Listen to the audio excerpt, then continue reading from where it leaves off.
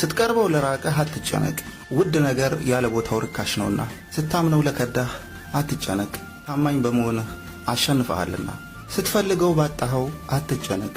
እሱ አንተን ሲፈልግህ ታገኘዋለህና። ስትወደው ለጠላህ አትጨነቅ። ስንት መልካም ሰዎች አንተን የሚወዱህ አሉና። ስላልሆነው ነገር አትጨነቅ። ገና ከዚህ በኋላ ስንት ብዙ የሚሆኑ ነገሮች አሉና። አጣዋለሁ ብለህ ያላሰብከውን ብታጣ አትጨነቅ።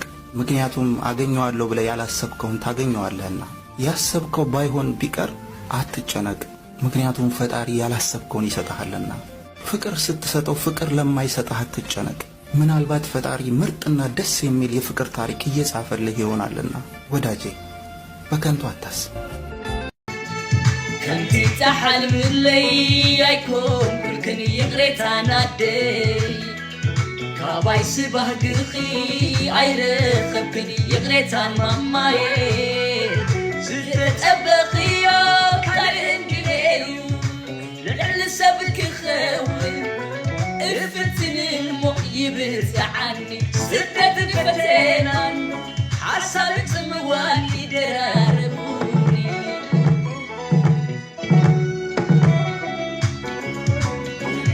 ኣነ ደኣ እንታይ ክገብር ንስኽኸ እንታይ ክትገብሪ ኣነ ደኣ ክንደይ ለክፋሪ ንስኽ እውን ክንደይ ክትስዕሪ ፈቃራደይ ብላይ ክኸፍል ኣይዕረፍኩን ፃዕሪ ቃልሲ ህይወት ኣይዕረፍኩን ንዓኺ ከብር ተመስገን ፈጣሪ ስለ ኩሉ ነገር እቲ ንስኻ ዝመደብካያን ተሓስበልናን ዝኸውን እሞ ድኽመተይን ሓጢኣተይን ገዲፍካ ተዓረቕኒ ሰባት ነናትና ኣበሳን ድኽመትን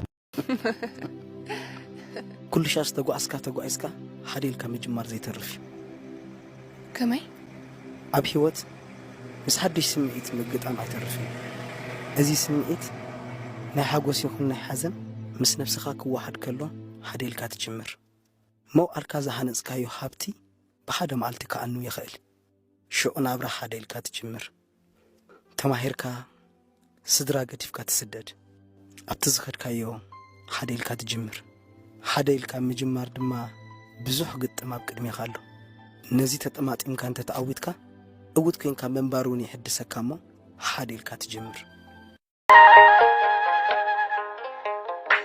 ይግረም ኣለኹ ብኣኻ ንጉስ ዘይፍሉዩ ስራሕካ ህይወት ከም ዘይብለይ ርኢኻ ህይወትካ ሂብካዮ ንባርያኻ እድነቕ ኣለኹ ብኣኻ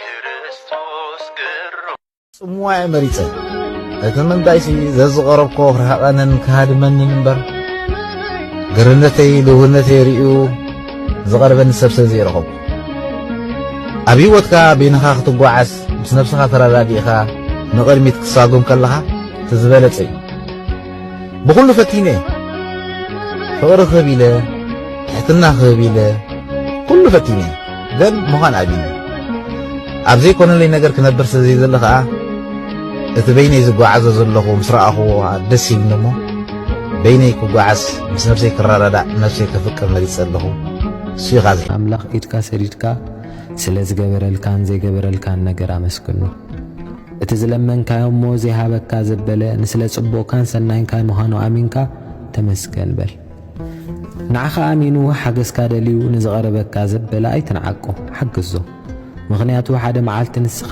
ኣብቲ ናቱ ቦታ ኣቲኻ ሓገዝ እትደልየሉ መዓልቲ ክትመጽእ ምዃና ዘክር ኣሚኑ ንብረቱ ገንዘቡ ንዝሃበካ ኣሚኑ ምስጢሩ ንዝዕለለካ እምነትካ ኣይትጥሎ እሞ እቲ ዘይጠልም ኣምላኽ ሓደ መዓልቲ ኩሉ ተኣምኖ ዘበለኺ ይጠልመካ ዘመን መጸ ግዜ ተለዊጡ እንዳበልካ ምስ ጋሻ ባህርያት ኣይትለወጥ ኢኻ ሓደራኻ ከዛሬ ጀምሮ ለማንም ብዬ ማንነቴን አልቀይርም። ክብር ለሚሰጠኝ ሰው ክብር እሰጣለሁ። ፍቅር ለሚሰጠኝ ሰው አብዝቼ ፍቅር እሰጣለሁ። የሚወደኝን ሰው አብዝቼ እወዳለሁ። ለሚጠላኝ ሰው ግን ጊዜም ቦታም ክብርም የለኝም። በቃ